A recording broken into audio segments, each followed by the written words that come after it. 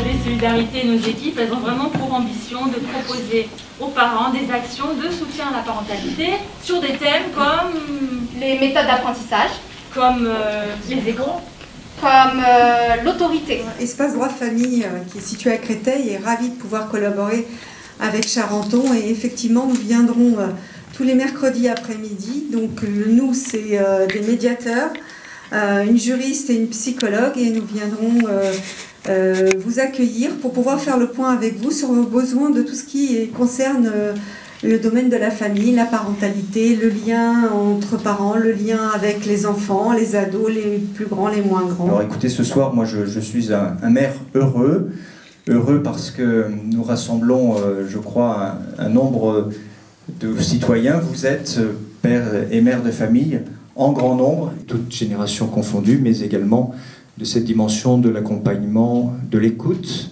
et puis parfois d'un accompagnement plus particulier sur le plan psychologique lorsque il y a des situations sociales et familiales qui le commandent. Les amis, je pense à vous et je sais que ce soir ce sera une très belle soirée. C'est organisé d'une main de maître. Les élus ont fait un travail incroyable. Je suis triste de ne pas être avec vous, mais je vous donne ma parole que je reviendrai très très vite en forme pour vous faire rigoler. À bientôt, Charenton. Vous allez avoir donc différents humoristes qui vont se présenter devant vous. Je ne sais pas si certains d'entre vous ont déjà assisté à un plateau d'humour. Est-ce que par applaudissement, il y en a qui ont déjà vu un plateau d'humour comme ça ou pas? C'est cool. Vous riez un peu parce que vous êtes polis. Voilà, Charentonais quoi. Donc, je vous laisse avec la première humoriste que j'adore vraiment. Quand tu prends du poids, tu réalises pas tout de suite que ta vie elle va changer. Tu sais, au début t'es un peu dans le déni, jusqu'au jour où t'arrives plus à te baisser pour faire tes lacets toi-même. Alors que même Franklin la tortue y arrive. Et je vous jure, un jour j'étais dans le métro, il y a une meuf qui m'arrête gentiment pour me dire que mes lacets sont défaits. Je me suis mise à chialer, je l'ai supplié de me les faire.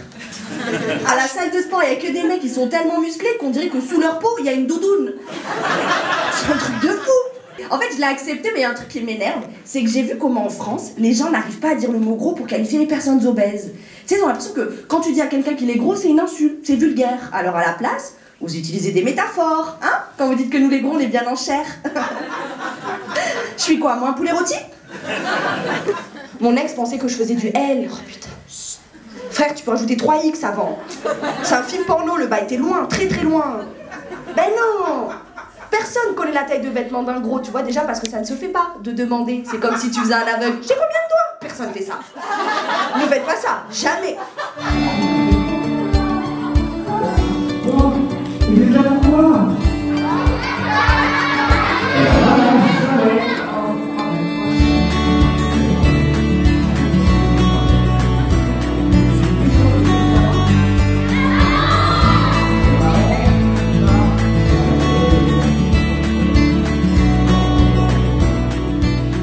Je suis très content d'être avec vous parce que avant de monter sur scène, je travaillais en banque. Donc je suis sincèrement content d'être là. Vraiment très content. Et moi j'avais des collègues qui étaient contents. Chaque année ils me disaient ouais, on a fait 50 millions d'euros. Moi j'étais là mais on qui? Toi tu as fait 12 SMIC cette année, t'es au courant ou pas? Mais combien de fois je me suis retrouvé, on est à 10 autour d'une table, à écouter une mère de famille qui nous raconte que les petits derniers, il apprend à faire du vélo, et il tombe, mais il se relève, parce qu'il est bagarreur, il est teigneux, il est comme son papa. Non, je suis pas méchant, je suis juste. Je suis juste. C'est pas pour me déplaire, hein. Et non mais je suis hyper jalouse des meufs belles, genre vraiment, genre, alors, là je sais ce que vous êtes en train de vous dire, ouais Charlotte Blandine, t'as un avion de chasse, bien sûr, mais c'est parce que là je suis maquillée. Vous savez, il y a des filles quand elles se démaquillent, elles changent de visage. Moi quand je me démaquille, je change de sexe. C'était un grand plaisir de jouer pour vous ce soir, et merci beaucoup, bonne soirée. Est-ce que parmi vous, certains ont déjà vu un débat théâtral? Jamais? Eh ben tant mieux, ce sera une première. Tiens, puis aide-moi avec les légumes parce qu'on est très très en retard et ça sera jamais prêt pour ce soir. Quoi? Non mais je peux pas, maman, j'ai du travail moi. J'ai un dossier à finir. Sarah! Sarah! Sarah, s'il te plaît! Tu te laves les mains et tu laves ta mémoire. Tiens, bonjour Jérémy, comment ça va? Bonjour Jérémy, tu as passé une bonne journée. Jérémy, wow! Y'a quoi, maman? Bonjour, maman. Tu as passé une bonne journée? Quoi? Tu as passé une bonne journée? Bah, ça va. Bah, si t'as passé une bonne journée, tu vas ranger ta chambre. Ça se fait quoi? Oh non. La carte qui nous demande encore une attestation, c'est pas vrai, écoute. Et dis donc, est-ce que t'as vu Samy? Parce qu'il est toujours pas rentré, ça m'inquiète. Samy, mais Samy, il doit être encore en train de jouer au foot avec ses copains. Maman, j'en ai marre. Dis à Jérémy de me laisser l'ordinateur. Mais c'est bon, j'en ai besoin aussi. Quoi? Pour jouer, ouais. Non, pour travailler en réseau, mademoiselle. Fais-moi rire, bouffon. Thank you very much. Oh non, on pourrait avoir un peu de calme ici, oui. Ça, c'est parce que c'est l'aînée, ça y est, c'est la reine, elle fait ce qu'elle veut. Dis donc, toi, déjà, tu pourrais peut-être... Peut-être quoi, hein? Tu veux dire quoi, papa? Que peut-être quoi? Que je fasse comme ma soeur tout le temps? C'est ça? Elle a toujours eu des meilleures notes, ça me saoule. Eh, vous allez comparer nos bulletins comme d'habitude. De toute façon, moi, je suis pas Nadia. Hein. C'est vrai, je vais lui demander des conseils. Faut qu'elle me donne des conseils en anglais. Regarde, son petit air supérieur, là, m'énerve. C'est bon, moi, je suis pas comme elle. Arrêtez de me comparer à elle, ça me saoule. Alors, Samy, comment ça va? Papa, j'y arrive pas. Je vais encore avoir un 0 en maths, c'est trop nul. Je suis nul. Non, attends, Samy, il faut pas parler comme ça. Tu sais, dans la vie, il faut pas baisser les bras. Jamais. 4e scène, tout un poème. Alors, Sarah, qu'est-ce qui se passe? T'en fais une drôle de tête, là? Je suis dégoûtée. Il y a tout le monde qui s'est moqué de moi en classe. Mais pourquoi? C'est mon poème. Bah quoi, ton poème? Il est très bien, ton poème. Mais justement, je l'avais appris par cœur, mon poème. Mais je sais pas pourquoi la maîtresse, elle m'interroge toujours moi la première.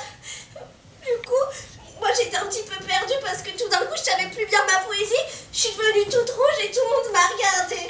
Et ils ont commencé à rigoler. Qu'est-ce que c'est que ça? On est encore convoqués au lycée? Bah oui, c'est Jérémy. Quoi, Jérémy? Écoute, t'énerve pas. J'ai eu Madame Gontran, son professeur principal, au téléphone et elle m'a dit que Jérémy ne va jamais en cours et qu'il sèche systématiquement tous les devoirs et qu'il n'aura pas son année. Alors lui, quand il va rentrer, il va voir ce qu'il va voir. Il y a quoi?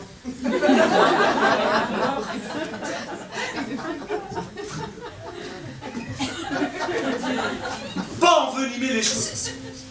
Non mais tu as vu comment il se comporte avec nous? Avec toi? Il n'est même pas capable de débarrasser son assiette à la fin du repas. Il faudrait se taire. Il passe ses journées enfermé dans sa chambre. Il nous parle même plus. Et enfin la dernière scénette, le dernier mot. Tu te fiches de moi ou quoi? Ton père et moi, on s'est battus toute ton année 3e pour que tu passes en seconde générale et tu vas être tout par terre. J'ai dit à tout le monde que tu allais réussir. J'ai dit que tu allais suivre le chemin de ta sœur. J'ai dit à toute ta famille que tu allais devenir ingénieur, que tu serais quelqu'un de grand. Tu veux me faire mentir? Tu veux qu'on ait honte? C'est bon. Tais-toi, hein. Il est hors de question que les voisins soient au courant de quoi que ce soit. Et tu sais quoi? On en parlera avec ton père quand il sera rentré. Qu'est-ce qui se passe encore? Il se passe que ton fils ne veut plus faire de section générale et qu'il n'aura jamais son bac. Mais maman, arrête hein. C'est pas que je peux plus, c'est que je peux plus. Si jamais tu travaillais. Non! 100 fois non! Tu n'auras pas le dernier mot. Alors, première question à vous poser. Est-ce que les scénettes qu'on vous a jouées, elles pourraient arriver dans la vie? Oui. Ouais. Bon, bah déjà on a une bonne base de travail. Qu'est-ce qui vous a le plus marqué dans cette famille? Parce que là, c'est tout le rapport des parents à l'école. Qu'est-ce que vous en pensez? Il y a des scènes comme ça qui vous ont plus choqué que d'autres? Voilà, je réponds pour tout le monde. Je reprends. Le père est issu d'une classe ouvrière, apparemment il travaille dur et il souhaiterait mieux pour son enfant. Donc ça veut dire qu'on peut le comprendre aussi. Mais là, c'est intéressant. Vous dites qu'effectivement, le rapport des parents à l'école, ils veulent beaucoup pour leurs enfants. Ils ont tout misé. Et du coup, ils mettent une sacrée pression, non? Ouais. Vous êtes d'accord que du coup, on lui en demande beaucoup? Oui, toujours. On demande à... C'est la grande, c'est l'aînée, elle est raisonnable, blablabla. Il y avait d'autres mains qui s'étaient levées par là-bas. Oui, allez-y. Tout à l'heure, pour la préparation d'un bon plat sain pour un enfant, surtout, oui, faire les devoirs en même temps pour des petits-enfants. Ah, voilà, donc ça, lors des devoirs, c'était difficile. Ouais. On est démunis. Vous êtes d'accord avec ça? Ça veut dire qu'il n'ose pas, il n'ose pas trop demander de l'aide, il botte un peu en touche. C'est pas comment dire. Il n'ose pas dire qu'il ne sait pas faire. Il n'assume pas. Qu'est-ce qu'on pourrait proposer juste, par exemple, pour cette scène, des idées comme ça?